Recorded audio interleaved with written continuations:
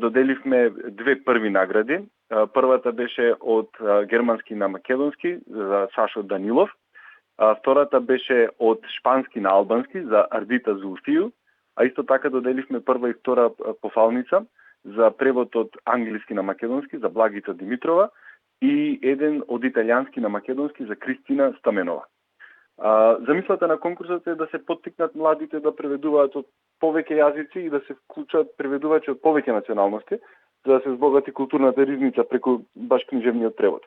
Заради тоа еден од критериумите е пријавените текстови да бидат превод од некој од 24 службени јазици на Европската унија, на кој било јазик што се зборува во земјава и да не се постари од 3 години.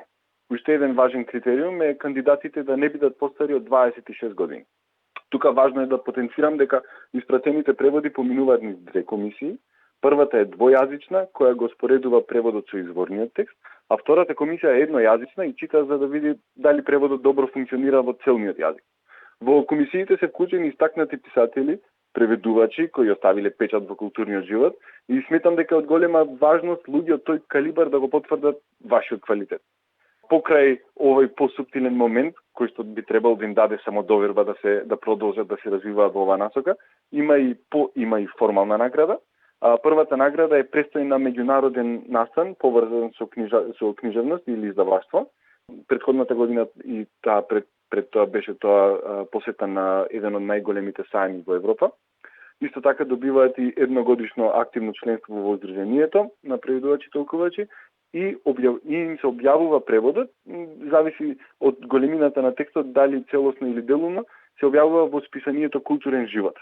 И тоа е некој прв чекор во објавувањето преводи, кој што мислам дека ќе им игра голема улога во иднина, заради тоа што како млади преведувачи многу е тешко да најдете некој првин да ви ги прочита преводите.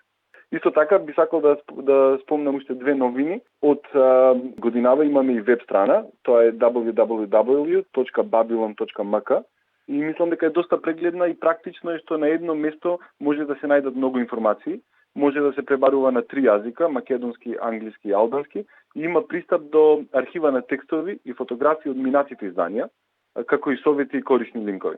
Исто така, првата работилница за тековниот циклус на Вавилон, што беше најавен пред еден месец, ќе се одржи во Europe House на 8 октомври. И на тој настан ќе бидат објаснати сите детали за надпреварот и заинтересираните ќе имаат можност да постават прашања. Јас искрено се надевам дека ќе има присутни, ќе има заинтересирани, заради тоа што мислам дека е важно да ги споделиме тие искуства од претходните години, за да добиеме што подобри преводи годинава.